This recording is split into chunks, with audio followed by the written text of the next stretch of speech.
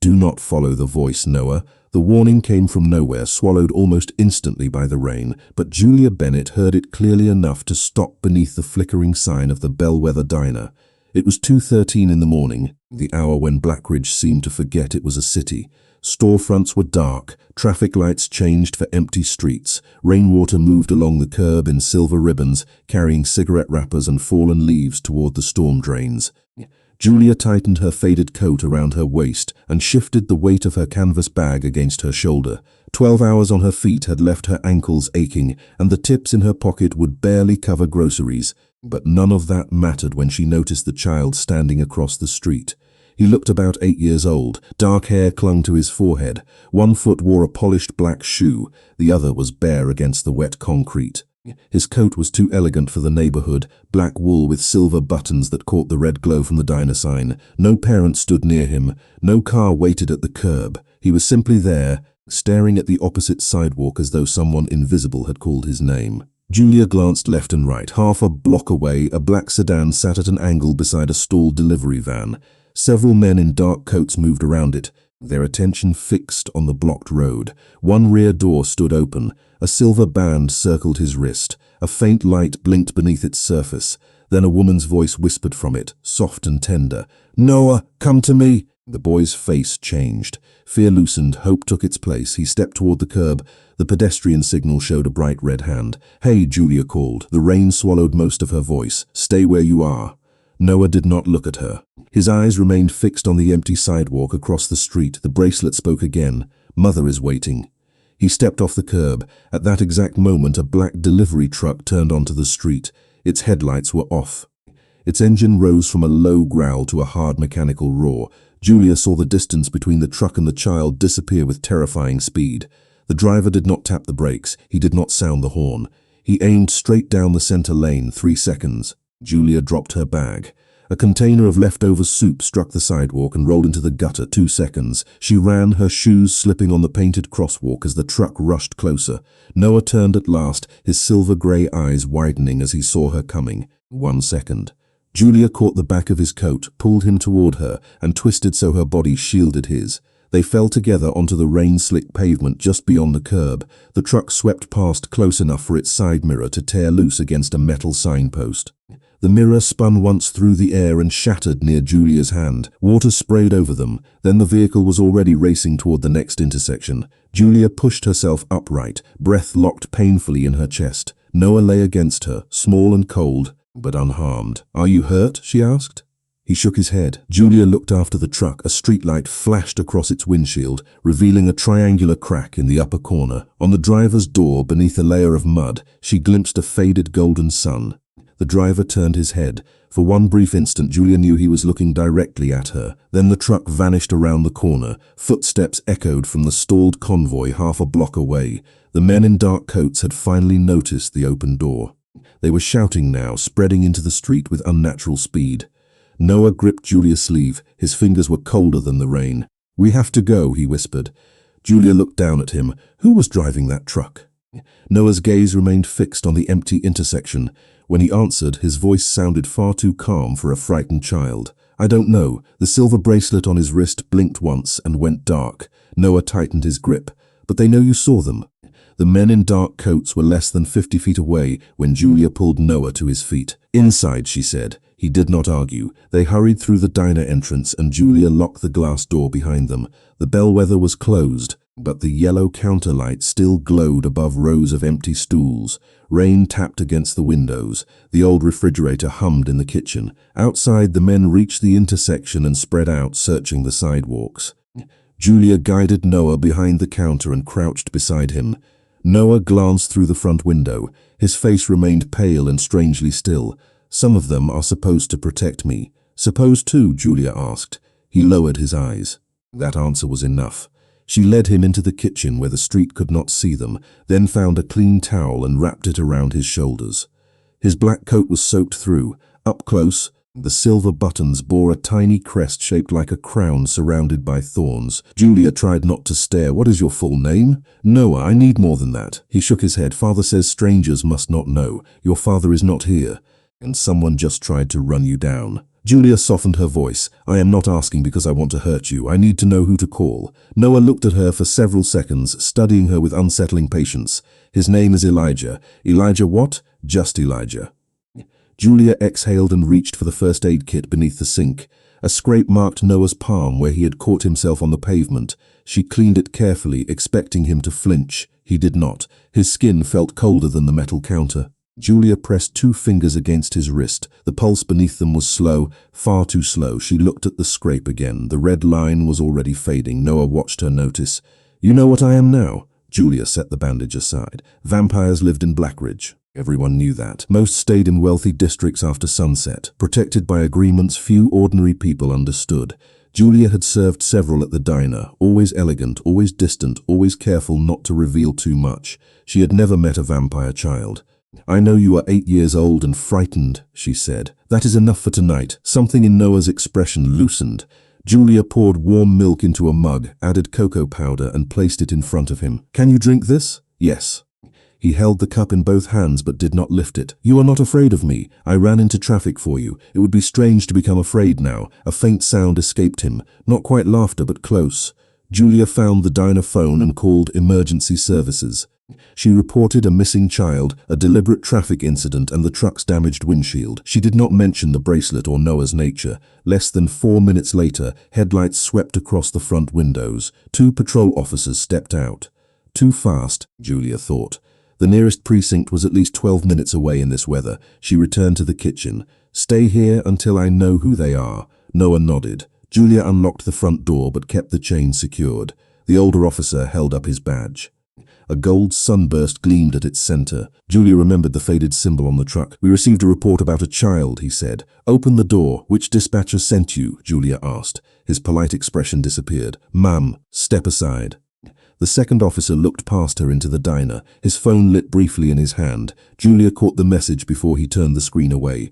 Remove the child before DeLuca arrives. Her stomach tightened. She slid the lock back into place. I need your supervisor here. The older officer struck the glass with his palm. You are interfering with an emergency investigation. Behind Julia, a chair scraped across the kitchen floor. Noah stood in the doorway, eyes glowing deep crimson. The officers saw him. Their hands moved toward their belts. Julia stepped between them and the child. He is scared, she said. Nobody touches him. The silver bracelet on Noah's wrist flickered. Outside, beyond the police car, 4 black vehicles turned onto the street in perfect formation. They stopped without a sound. Every door opened at once. The first man out of the lead Nakari, he did not need to. The rain seemed to bend around him as he crossed the street, his black coat moving behind him like a shadow with weight. He was tall, broad-shouldered and unnaturally pale, his face almost white beneath the diner lights. Dark hair framed sharp features that looked carved rather than born. His eyes were grey, but not the soft grey of morning clouds. They were the colour of steel left outside in winter.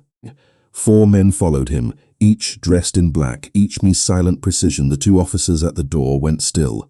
The older one stepped back from the glass.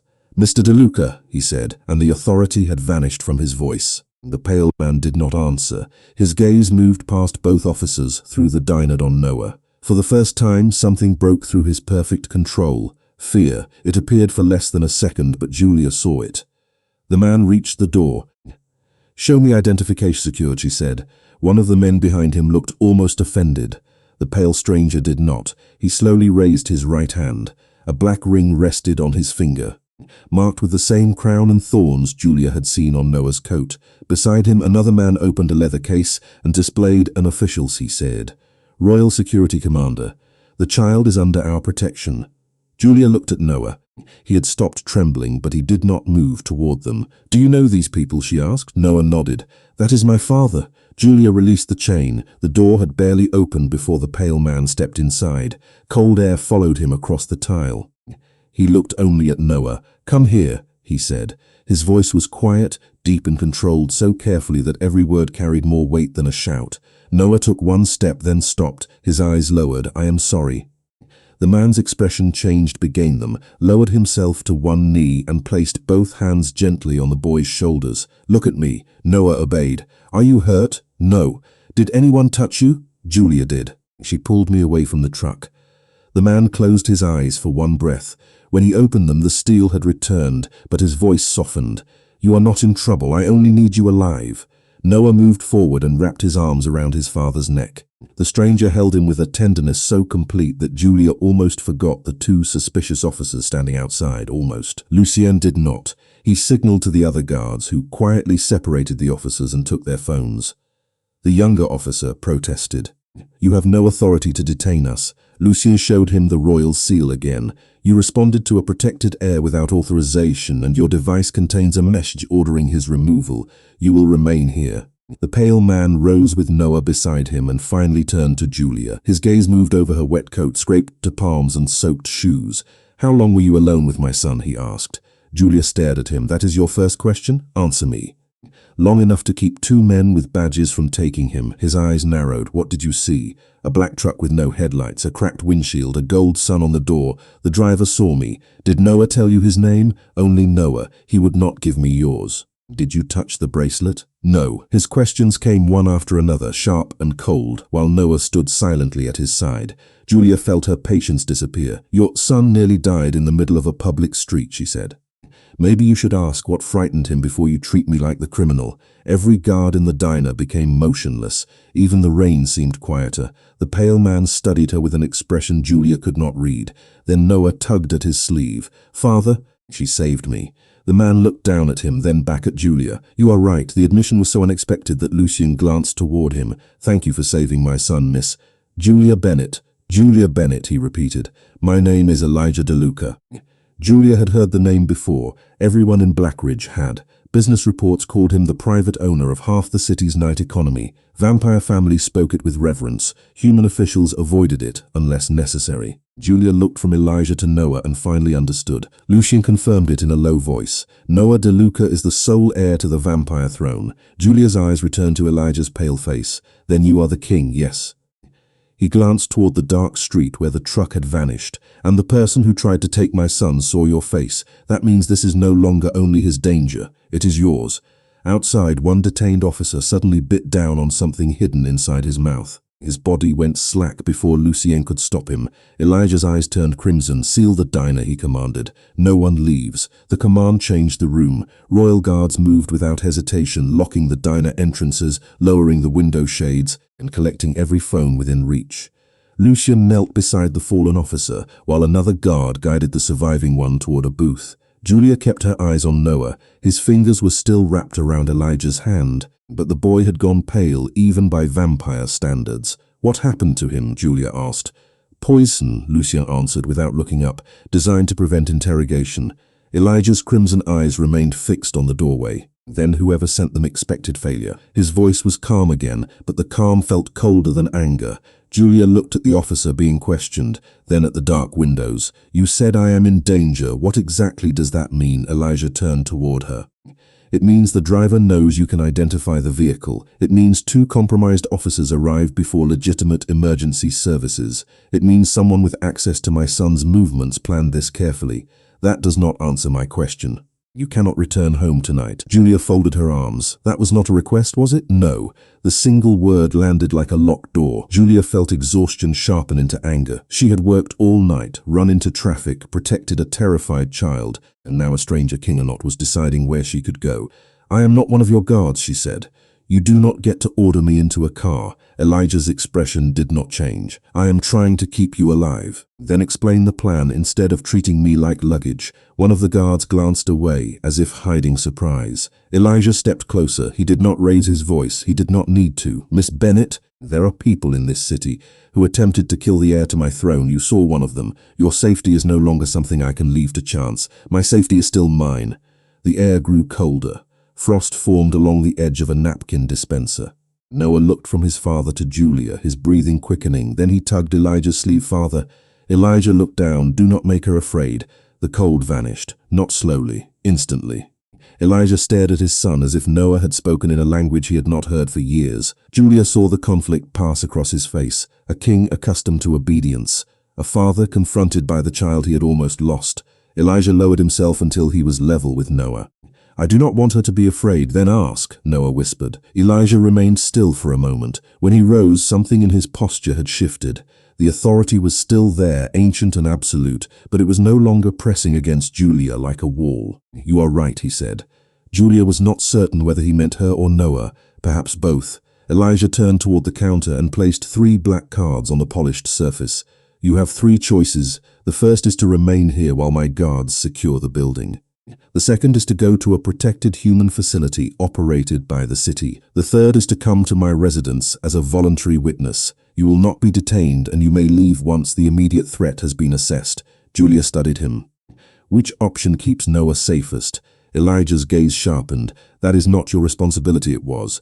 Noah looked up at her, silent but hopeful. Julia glanced toward Lucian. Can the diner be secured? Temporarily, he said. But the street is exposed, and the compromised officers already know this location. The city facility? Safer for you, Lucian replied. Less useful if you remember something important about the truck. Julia exhaled. She wanted her apartment, dry clothes, and sleep. Instead, she looked at Noah's bare foot and the silver bracelet still circling his wrist. I will go to the residence, she said, as a witness, not a prisoner. Elijah inclined his head, agreed. 20 minutes later, Julia sat inside the rear cabin of a black armored vehicle. Noah was beside her, wrapped in a wool blanket, while Elijah sat opposite them. Rain moved across the dark windows in wavering lines. The city passed silently beyond the glass. Noah kept touching the bracelet on his wrist. Your mother gave you that, Julia asked gently. He nodded. Before she died, Elijah's eyes shifted toward the band. It was kept in the royal vault until tonight's memorial service. Then how did it call him into the street? Julia asked. Before Elijah could answer, the bracelet flickered. A woman's voice filled the cabin, warm and familiar. Noah, do not trust them. Noah froze. Elijah's face became perfectly still. That is her voice, he said. Eleanor has been dead for 3 years. Noah's face lost what little color it had. Mother, he whispered. The armored vehicle continued through the rain, but inside the cabin, every sound seemed to disappear. Elijah reached for the bracelet. Noah pulled his wrist against his chest. Do not take it. That voice is not your mother, Elijah said. It sounds like her, I know. The softness in Elijah's answer lasted only a moment. Then he pressed a control beside the window. Lucian, change course. Medical wing. Full signal isolation. The convoy turned sharply, leaving downtown Blackridge behind. Julia watched Noah curl around the bracelet as if it were the last warm thing in a freezing world. She wanted to tell him everything would be all right, but promises made by strangers meant little to frightened children, so she stayed beside him in silence. 10 minutes later, iron gates opened ahead of them. The DeLuca residence rose beyond a long stone drive, less like a mansion than a fortress built to outlive the city around it. Tall windows glowed beneath steep black roofs. Security lights swept across the grounds. Guards stood beneath the covered entrance, motionless in the rain. The moment the vehicle stopped, Elijah carried Noah inside. Julia followed with Lucian through a hall of dark wood, silver lamps, and portraits whose painted eyes seemed to track every movement. No one spoke until they reached a bright medical room on the east side of the estate. A physician in a white coat approached Noah carefully. Your Highness, I need to remove the bracelet. No. Noah backed away. We only need to examine it, the physician said. 2 guards moved closer. Noah's eyes flashed red. The overhead lights flickered. A tray of instruments began to tremble. Frost spread across the nearest window, turning the rain outside into a blur of white. Stepped forward. No, give it to Dr. Hart. No. The single word carried a force that made the glass cabinet doors shake. One guard reached toward him. Julia caught the guard's sleeve. Do not. He stared at her. Stand aside. You are surrounding him. He is losing control because everyone keeps treating him like a threat. Elijah turned sharply. Julia, look at him, she said, not his eyes. Him. Noah stood trapped between the examination table and 3 adults. Breathing too quickly, one hand locked over the bracelet. Elijah's expression tightened. He lifted one hand and every guard stepped back. Julia approached slowly, stopping several feet from Noah. I am not going to touch you, she said. I only need you to look at me. His crimson gaze found hers. Tell me 5 things you can see. I cannot. Yes, you can. Start with me. Your coat. Good. 4 more. The lamp, the door. Father, the rain. The shaking in the room eased. Now 4 things you can hear. Noah listened. The clock, the rain, the lights, your voice. 3 things you can feel. The floor, my sleeve, the bracelet. The frost stopped spreading. Julia kept her voice steady. 2 things you can smell. Medicine, coffee. Dr. Hart glanced guiltily toward a paper cup on his desk. Julia almost smiled. 1 person you know is here with you. Noah looked past her. Elijah had not moved. His pale face was controlled, but his hands were clenched at his sides. My father, Noah whispered. The red faded from his eyes. Elijah crossed the room, but this time he did not command. "May I take the bracelet?" Noah hesitated, then slowly held out his wrist. Elijah removed it with both hands and passed it to Dr. Hart. The physician placed it inside a sealed glass chamber. A technician connected the chamber to a computer and studied the results. "There is no active spell," she said. "It is mechanical. A miniature speaker, a receiver, and a location sensor have been added beneath the inner band." Elijah's eyes darkened. "When?" "Recently. The adhesive is less than 24 hours old." Lucien entered carrying a tablet. "The bracelet remained in the royal vault until 6 this evening. It was removed for Lady Eleanor's memorial and delivered directly to the prince." Julia looked from him to the sealed chamber. "Then whoever changed it had access inside this house." The technician raised her hand. "There is more. The device did not activate randomly. It received a signal from a transmitter near the intersection. Someone waited until Noah reached the exact location before playing the voice." Silence filled the room. Elijah looked at his son, then at the frozen window. When he spoke, his voice was almost too quiet to hear. They did not hope he would wander into danger. They guided him there. By 4 in the morning, the great council chamber was full. 12 vampire nobles sat beneath a circular ceiling painted with constellations that no longer matched the modern sky. Silver lamps burned without flame along the walls. At the center stood a long black table, polished so perfectly that every face reflected beneath it. Julia sat at one end beside Noah. Elijah remained standing behind the royal chair, one hand resting on its carved back, his expression unreadable. Lucien had already presented the first facts. The convoy had been obstructed. Noah's door had been opened from inside the security formation. The bracelet had been altered while under royal control. 2 compromised officers had reached the diner before legitimate emergency personnel. One had died before he could be questioned. The other had requested legal counsel and refused to speak. No one interrupted until Councillor Marcus Vale leaned forward. He was handsome in the cold, careful way many ancient vampires were handsome, with silver at his temples and a voice made for public trust. A gold ring rested on his right hand. Its face bore a sun with 8 narrow rays. Julia noticed it immediately. "These facts prove only that someone planned an attack," Marcus said. "They do not prove Miss Bennett was not part of it." Noah's fingers tightened around the edge of his chair. Elijah's eyes moved toward Marcus. "Choose your next words carefully." Marcus lowered his head in practiced respect. "My king, caution is not disrespect." This woman appeared at the exact location where the prince was directed. She claims she saw the vehicle clearly, yet she cannot identify the driver. She prevented officers from taking custody of the child, then entered the royal residence within the hour. "That is a remarkable sequence of good fortune." Julia felt every face turn toward her. Marcus touched a tablet, and her life appeared on a screen above the table. Julia Bennett, age 27, waitress, past due rent, medical debt inherited after her mother's illness. No savings, no political affiliations, no criminal record. The numbers looked larger under the council lights, as though poverty itself had become evidence. "Miss Bennett is under financial pressure," Marcus continued. "People in desperate circumstances are often offered opportunities they would otherwise reject." Julia looked at the screen, then at him. "You mean poor people can be bought? I mean need creates vulnerability. Then say it plainly." A few council members shifted in their seats. Marcus smiled faintly. "Very well. Were you paid to approach Prince Noah? No. Were you promised payment after the rescue? No. Did you know who he was? No. Convenient." Julia held his gaze. "I do not have money. That does not mean I have a price." The room fell quiet. Marcus's smile disappeared. "Words are easy, memory is harder to falsify. I propose a blood examination." Dr. Hart stood immediately. "Human neural tissue can react unpredictably to invasive blood magic." "The procedure is legal under emergency royal statute," Marcus replied. "Legal does not mean safe," Hart said. Another councillor spoke from the shadows. "If she is innocent, the examination will clear her." Julia looked toward Elijah. He had not moved. For one sharp moment she wondered whether he would allow it, whether the choice he had offered at the diner had ended the moment she entered his world. Marcus rose. A brief reading of her memory may reveal the driver, the planner, or any agreement made before the incident. Unless, of course, His Majesty places one human witness above the security of the realm.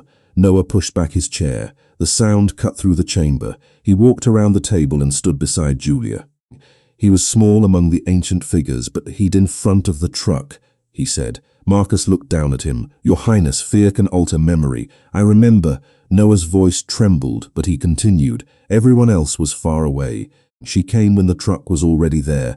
Someone who wanted me gone would not risk herself to pull me back. Julia felt something catch in her throat. Elijah finally moved. He stepped away from the throne and placed himself between Marcus and Julia. The blood examination is denied. Marcus's jaw tightened. On what grounds? Medical risk, insufficient cause, and the testimony of the intended victim. He is a child. He is the crown prince. Elijah's voice hardened.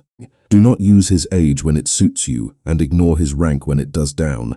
As he did, the light struck his ring. Julia saw the complete design at last, 8 golden rays surrounding a dark center. The same symbol she had glimpsed beneath mud on the truck door. She leaned toward Lucian. That ring. The Dawn Foundation, he whispered. Marcus founded it 30 years ago.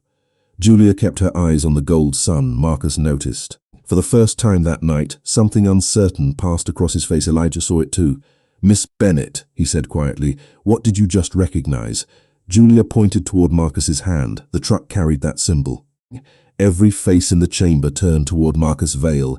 He did not look at his ring. He looked at Julia. The Dawn Foundation operates more than 200 vehicles across Blackridge, he said calmly. Food trucks, medical vans, emergency transports. Our symbol appears throughout the city, including on the truck that tried to reach Noah, Julia replied. Marcus leaned back. Or on a vehicle made to resemble one of ours. Elijah raised a hand before the council could erupt. Silence returned at once. A symbol is a lead, he said, not a verdict. Julia heard the warning beneath the words. Elijah believed her, but a king could not condemn a councillor because one frightened witness had recognized a faded mark in the rain. Marcus understood that too. His confidence returned. Then I assume this spectacle is concluded. No, Elijah said. The investigation has just become narrower. He ordered the council confined to the estate until security records were reviewed. Marcus objected, but Elijah did not argue.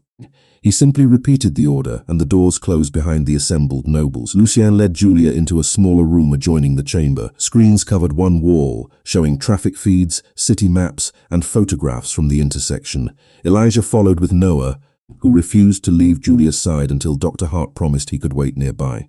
Tell us everything again, Elijah said.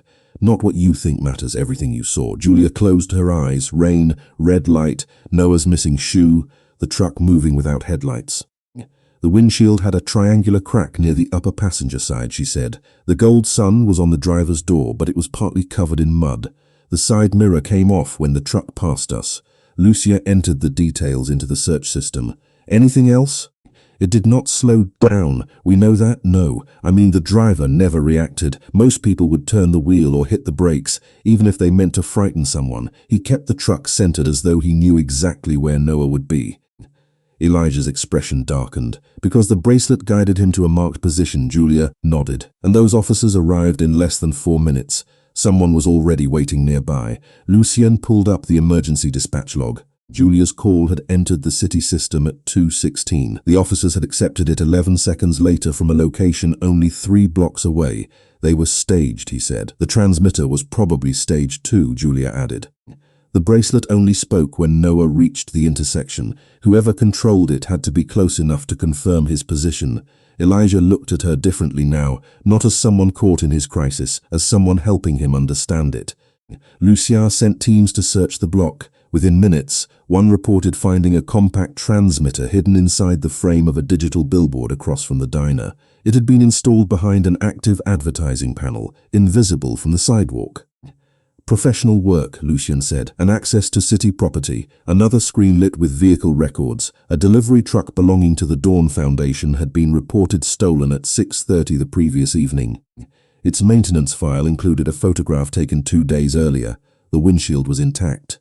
They filed the theft report before the attack, Julia said, so the Foundation could deny responsibility afterward, or someone stole it and planned exactly that defense. Elijah replied. He remained careful even now. Julia respected him for it, though patience felt unbearable when Noah was sitting only a few feet away. Lucien enlarged security footage from the diner. The truck itself was blurred by rain, but the glass storefront reflected the opposite side of the street. Julia moved closer. Stop! Lucien froze the image. Behind the truck, almost hidden beneath a dark awning, stood another vehicle, long, black. A silver line ran beneath its windows. Elijah recognized it immediately. Lucien checked the convoy roster. His face hardened. Assigned to Nolan Pierce. Noah looked up. Mr. Pierce opened my door. Elijah turned toward his son. You are certain? He said the road was blocked and told me to stay inside. Then the bracelet spoke. When I looked again, the door was open and he was gone. Lucien sent the order to detain Nolan. The response came less than a minute later. His quarters were empty. His communication device had been abandoned near the north gate. A final location signal had been recorded 20 minutes earlier at an industrial warehouse beside the river. Lucien placed the address on the screen. The property owner appeared beneath it. Julia looked toward the sealed council chamber. Marcus owns it. Elijah's eyes shifted from grey to a deep, controlled red. Not directly, Lucien said. The company is buried beneath 6 subsidiaries, but yes, the trail ends with him. Then an alarm sounded. A security team had reached the warehouse. The building was empty, but the floor was still wet from a recently washed truck, and Nolan Pierce had left something behind. Noah's missing black shoe by sunrise. Julia Bennett's name had become the most searched name in Black Ridge. A clipped security video spread across news channels and social feeds, showing Noah near the diner only moments before the truck appeared. The recording began after he had already left the royal convoy and ended before Julia pulled him away from the street. Without the missing seconds, it looked as though she had been waiting for him. Reporters called her a possible accomplice. Anonymous accounts called her a fraud. Others insisted that a human waitress had arranged the rescue to force her way into the royal family. Julia watched the accusations from a private sitting room inside the DeLuca residence, still wearing borrowed clothes while her wet shoes dried near the fireplace. Less than 7 hours earlier, she had been counting tips beneath the yellow lights of the Bellwether diner. Now, strangers were displaying her rent balance and her mother's medical debt as though poverty were proof of guilt. Her phone rang. The diner manager's name appeared on the screen. "Julia," Mr. Grant said when she answered, "I am sorry, but the owner has suspended you until the investigation is finished. You have the full recording from the diner. I know what I saw. The reporters do not care. Customers are cancelling. People are gathering outside the entrance. Suspended meant no hourly pay, no tips. No way to cover next month's rent." Another message arrived before the call ended. Her landlord would honor the remaining weeks of her lease, but would not renew it because of the media attention. Julia placed the phone on the table with both hands. Noah stood in the doorway, watching her. "Are they angry because you saved me?" he asked. Julia turned toward him. "They are angry because someone showed them only the part of the truth that was useful." Elijah entered behind his son. He had changed into a dark suit, but his face looked even paler than before, sharpened by a night without rest. "My legal office will challenge the false reports," he said. "Your debts will be cleared today. I will arrange a secure apartment and replace your lost income." Julia stared at him. "No." Elijah paused. "You are facing consequences created by my world. Then correct the lie. That will take time. Buying my apartment will not make the lie disappear." His voice cooled. "It will keep you safe. It will make me dependent on you."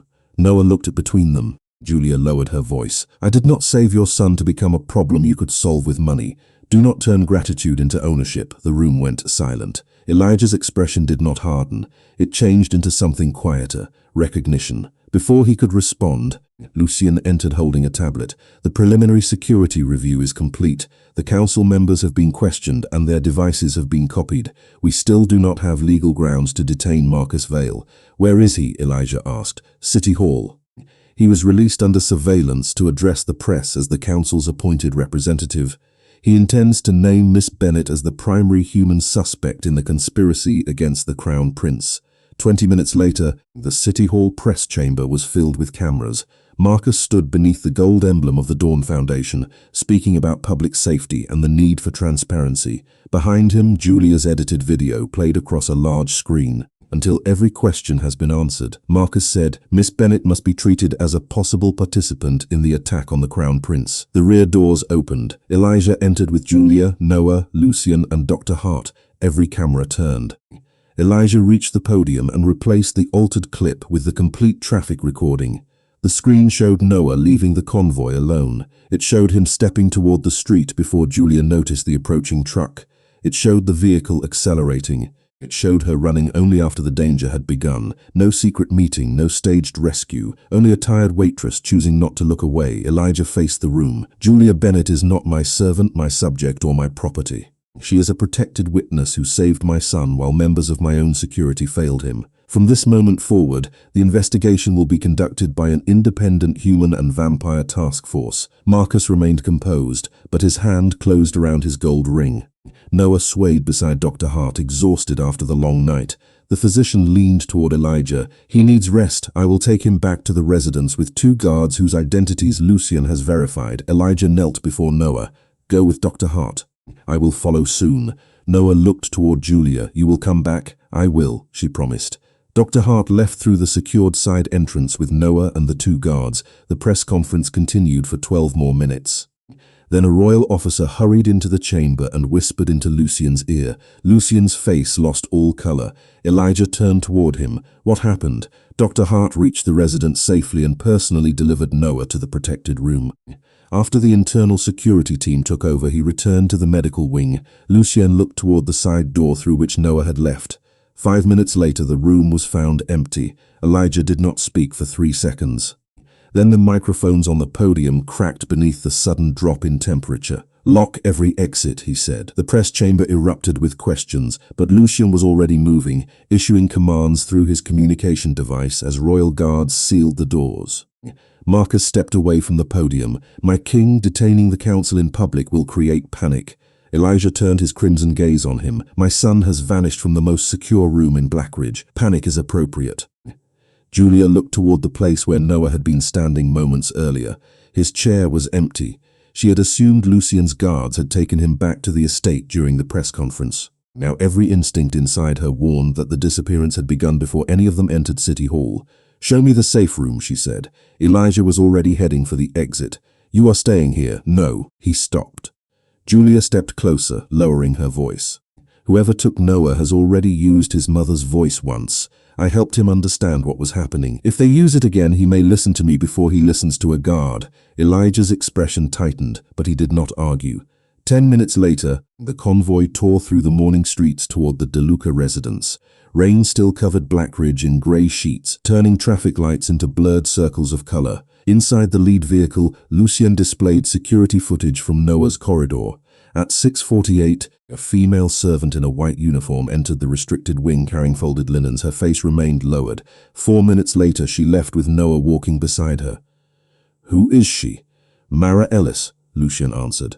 "She has worked at the residence for 12 years. Find her," Elijah said. The answer came before they reached the gates. Mara had been discovered unconscious in a supply room, alive but disoriented. Her uniform and security badge were missing. "Nolan," Julia said.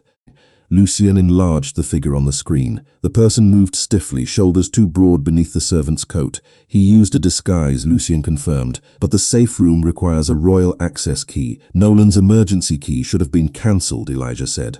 Silence followed. Lucian checked the system. His face hardened. The revocation order was entered, but the central security update was delayed until noon. "By whose authority?" "The request carries Marcus Vale's authorization code." Elijah's eyes turned red again.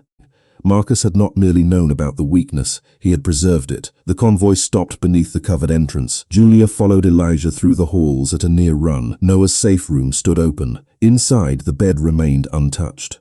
A cup of cocoa had gone cold on the table. On the floor lay activated its memory log. Eleanor's voice filled the room. "Noah, Julia is in danger. Come with me, and we will save her together." Julia felt the words strike like ice. The first trap had used Noah's grief. This one had used his fear of losing someone else. "He left because of me," she whispered. "No," Elijah said. "He left because someone lied to him." Lucian pulled up the service routes beneath the estate. Nolan had used an old maintenance corridor leading to the delivery garage, then exited inside a food supply truck whose permit had not yet expired. The vehicle disappeared from city cameras 6 miles south of the estate. A secure message arrived on Elijah's phone. The screen showed Noah seated in a dim room, frightened but unharmed. Behind him hung a rusted transit sign. Marcus's recorded voice followed. "Transfer emergency authority to the council before sunrise tomorrow, and the prince will return. Send vampire forces into the city, and Blackridge will witness what appears to be a human attack on its heir." Elijah crushed the phone in his hand. "Mobilize every guard." "Wait," Julia said. "That is what Marcus wants. If hundreds of vampires flood the streets, he can call it the beginning of a war." Elijah faced her, fury and fear burning together in his eyes. "Then tell me what you see." Lucian replayed the recording. Julia listened past the voice. A distant bell rang twice. Water dripped in a steady rhythm. Then came 3 metallic knocks, a pause, and 3 more. She had heard that pattern before while serving overnight railroad crews at the bellwether. "The abandoned Black Ridge subway station," she said. "The old maintenance pump strikes the pipe every time it cycles. The west tunnel still floods when it rains." Lucian checked the city map. The station lay beneath the warehouse district, less than 2 miles from the river property connected to Marcus. Elijah looked at Julia, no longer questioning her place beside him. "Take us there." Then another message appeared. This one contained only 7 words. "Come before dawn or the station falls." The abandoned station sat beneath a row of condemned warehouses near the river, hidden behind a rusted service entrance and 30 years of city neglect. Elijah's convoy stopped 2 block sirens, no headlights, only rain against black metal and the distant sound of water moving beneath the streets. Lucien spread a digital map across the hood of the lead vehicle. "The west tunnel is sealed here," he said. "The eastern maintenance shaft is the only clear approach." Julia studied the map while Elijah stared toward the dark entrance.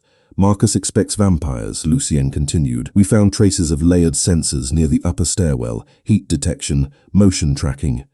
Blood energy recognition. Can they trigger the charges?" Julia asked. "We do not know yet." Elijah looked at Lucien. "Then find out." A technician worked from the rear vehicle, connecting to the old transit grid.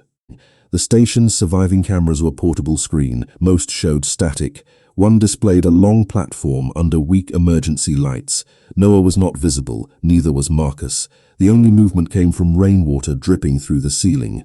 Then Dr. Hart called through the secure line. His voice was tight. "We traced the audio files used to build Lady Eleanor's voice." Elijah turned toward the screen. "Where did they come from?" "Her private therapy archive." The words changed him. Julia saw it in the stillness of his face. "That archive was sealed," he said. "Only 3 people had access. Yes, Your Majesty. But my account was copied." Hart sent a security log. A duplicate key had entered the archive 6 months earlier, using his credentials while he was attending a medical conference in Boston. "Who controlled the duplication system?" Lucien asked. The answer appeared before Hart spoke. "Vale Security Administration, Marcus's office." Julia felt the pieces begin to lock together. The bracelet, the convoy route, the false officers, the preserved emergency key.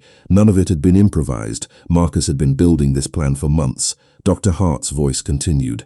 "There is more. I reviewed the night Lady Eleanor died." Elijah's hand closed around the edge of the vehicle hood. "Careful. I should have discovered this years ago." Hart sent another file. An emergency dispatch record filled the screen. 3 years earlier, Eleanor's convoy had been trapped during an attack on the North Bridge. A rescue unit had been ready less than 4 miles away. The order to move had been delayed 11 minutes. "Who issued the delay?" Julia asked, though she already knew. Lucien opened the authorization trail. "Marcus Vale." Elijah said nothing. The rain struck harder. Hart explained that Marcus had claimed the bridge was unstable and the rescue route unsafe. Newly recovered engineering reports showed the route had been clear. Eleanor had spent those 11 minutes waiting for help that should have arrived. Would she have survived? Elijah asked. Hart's silence answered first. There was a strong chance. The red in Elijah's eyes deepened until they seemed lit from within. The metal beneath his hand groaned. Julia stepped closer but did not touch him. "He wants this," she said. Elijah looked at her. "He let her die." "Yes." Her voice remained quiet.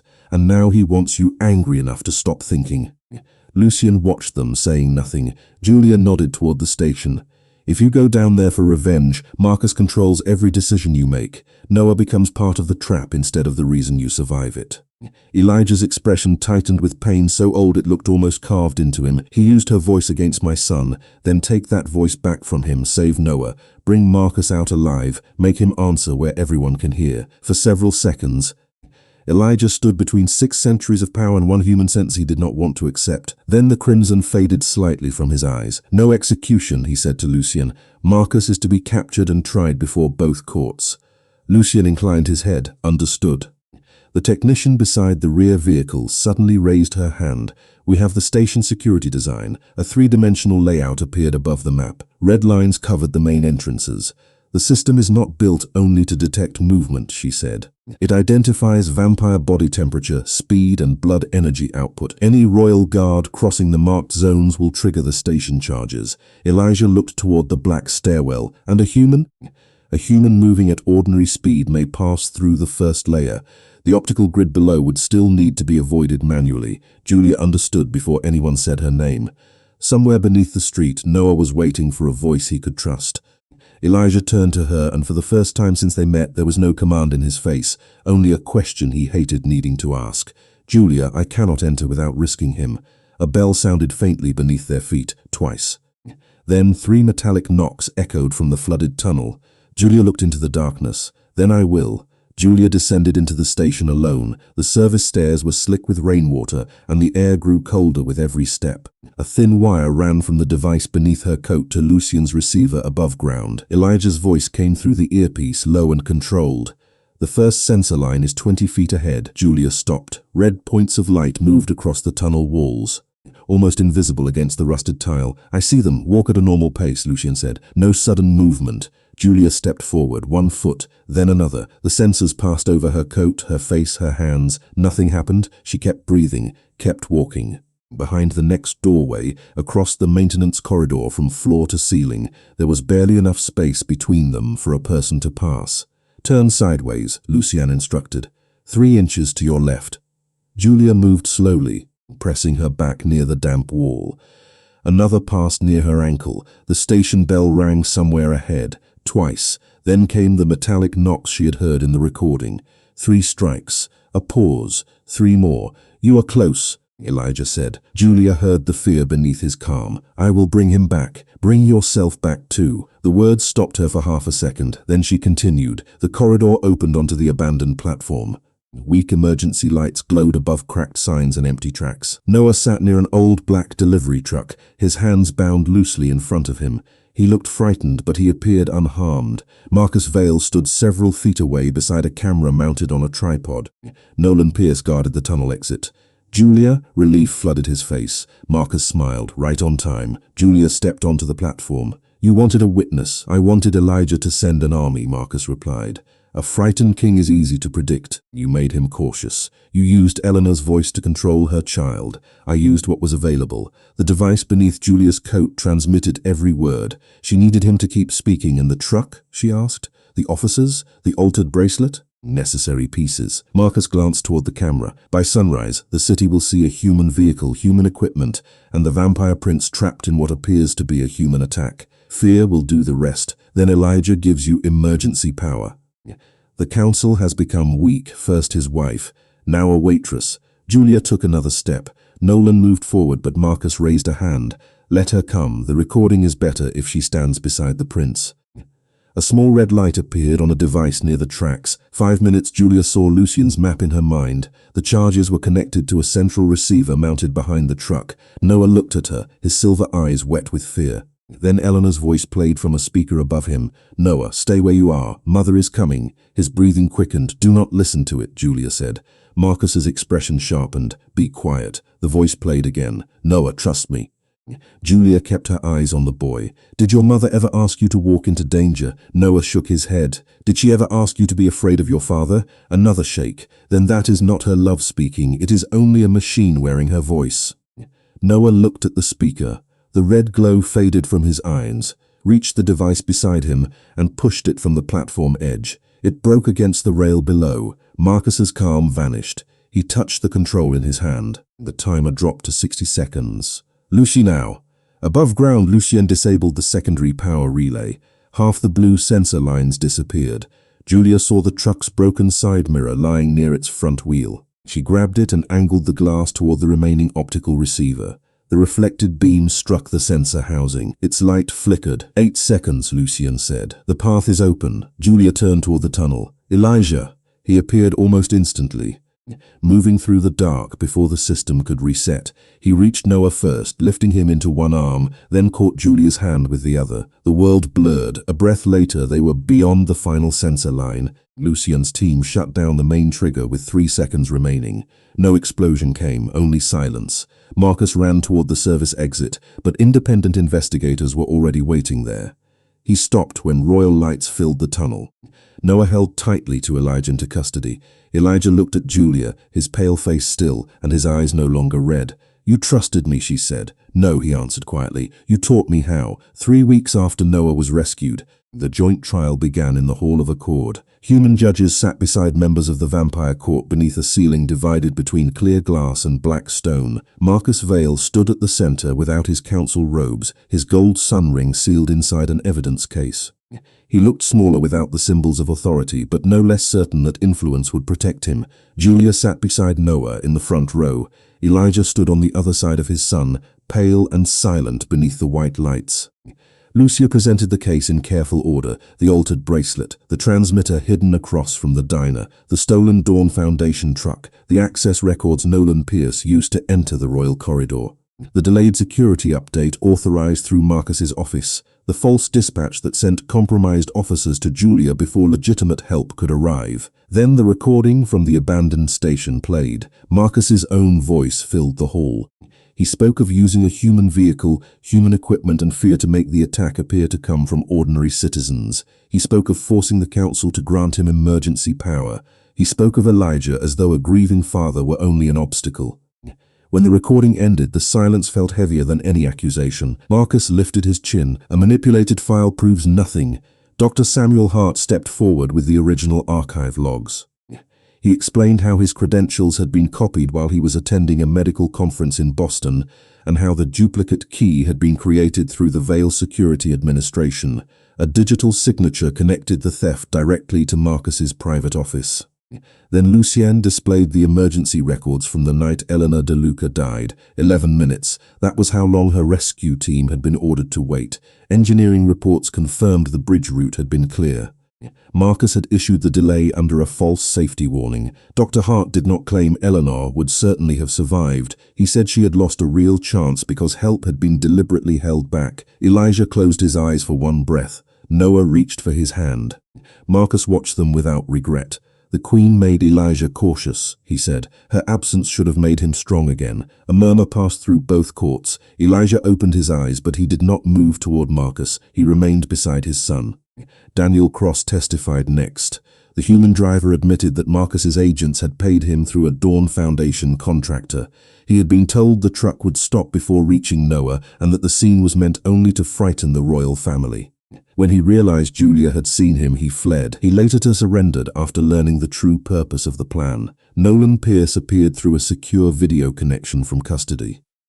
He confirmed that Marcus had promised financial protection for his family in exchange for opening Noah's door, preserving the emergency access key, and removing him from the protected room. The surviving officer identified the payment route used to purchase his cooperation. Every path led back to Marcus. Julia's complete diner footage was shown last. The court watched her drop her bag, run through the rain, and reach Noah without hesitation. There was no secret signal, no staged meeting, no reward waiting at the end. Only a woman who saw a child in danger and refused to turn away. The chief human judge cleared Julia of every accusation. The vampire tribunal stripped Marcus of rank, property, and council authority. He was sentenced to permanent confinement under joint supervision, with no access to political office or private communication. Nolan and the compromised officers received separate sentences based on their roles and cooperation. Daniel was sentenced for his participation, with the court recognizing that his surrender and testimony had helped prevent further harm. Dr. Hart was publicly cleared.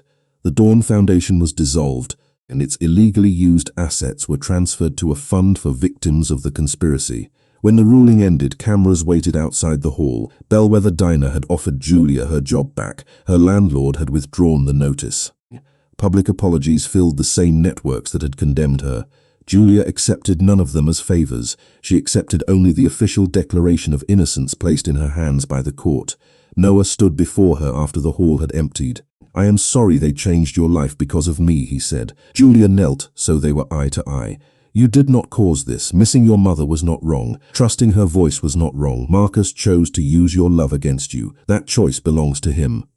Noah nodded slowly, as though setting down a weight he had carried too long. Elijah approached after Dr. Hart led Noah toward the doors. For once, he wore no royal coat and no ring. "I owe you an apology," he said.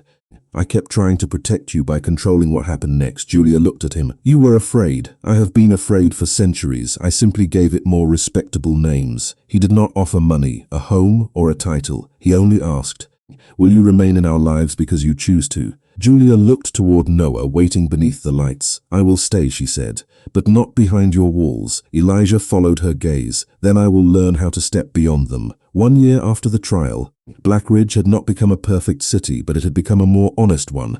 Every royal access key had been replaced. Noah's protection detail now answered to a joint human and vampire oversight board.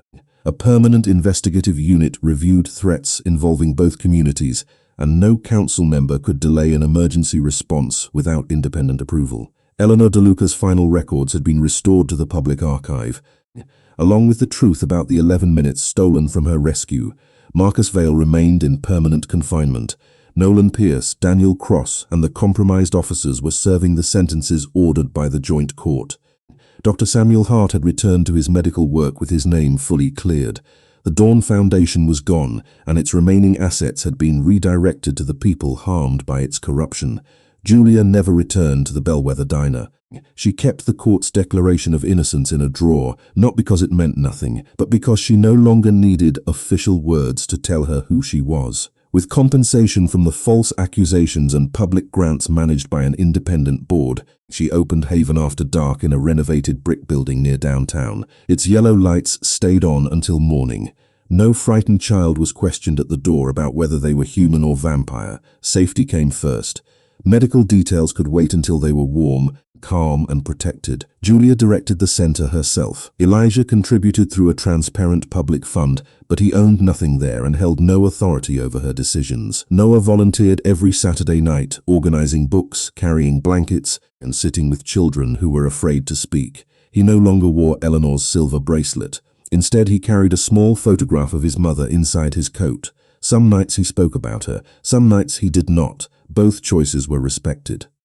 On the anniversary of the night they met, Julia closed the center at 5:30 in the morning and found Elijah waiting beneath the awning with Noah. There were no royal vehicles at the curb and no visible guards. Elijah wore a simple black coat. His face was still pale as winter, but the cold distance Julia had once seen in him was gone. Noah requested a walk, street. A very specific walk. They reached the old intersection at 5:42, while the sky was beginning to lighten behind the buildings, but the sun had not yet risen. The diner sign still flickered red above the wet sidewalk. The damaged signpost had been replaced. The pedestrian signal showed a bright red hand. Noah stopped at the curb and looked up at Julia. "Would you still stop me if I stepped out too early?" "Every time," she said, "but I think you know better now." Noah nodded. "I do." Elijah stood on his other side. Noah took Julia's hand, then offered his free hand to his father. Elijah accepted it. The signal changed. A white walking figure appeared, and the three of them crossed together. No false voice called Noah forward. No hidden machine told him where to go. On the opposite sidewalk, Noah moved a few steps ahead and pretended not to watch them. Elijah stopped beneath the shadow of a tall building. "For 600 years I believed protection meant preventing every possible loss," he said. "You taught me that walls can keep danger away and still keep life outside." Julia looked at him. "You learned eventually. I had a demanding teacher." He reached into his coat and removed a simple silver ring. There was no royal crest, no blood symbol, and no mark of ownership. Elijah lowered himself to one knee. "Julia Bennett, I will not ask you to belong to my throne. I am asking whether you will build a home with Noah and me, shaped by choice, honesty, and doors that remain open." Julia looked toward Noah. He was trying very hard not to smile. Then she looked at Elijah, the ancient king who had finally learned to ask instead of command. "Yes," she said. Noah ran back and wrapped his arms around them both. Elijah rose, still holding Julia's hand as the horizon brightened beyond the rooftops. A year earlier, she had pulled one frightened child away from a dangerous road. She had not known that she was also guiding a lonely father back toward the world. No prophecy chose them. No blood bond forced them together. They became a family because when the light changed, all three chose to cross side by side.